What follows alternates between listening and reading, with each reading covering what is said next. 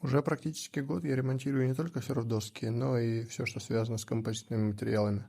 На этот раз мне принесли бампер с повреждением стеклопластика и карбона. Будем ремонтировать.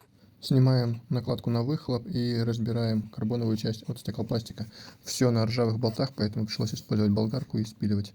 Затем усиливаем это все дело карбоном и стеклом изнутри. Затем шлифую и оцениваю, насколько сильно повреждено само углеволокно. С этим мне отлично помогает обезжириватель.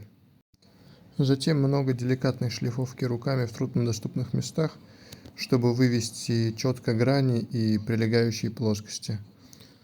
Получилось это сделать только с 3-го раза, но я в целом доволен результатом. По стеклопластику на этом моя работа закончена, и бампер отправляется к автомалярам. Параллельно закончил работы по карбону, и теперь осталось только покрасить, собрать и поставить обратно на машину. Получился вот такой итоговый результат.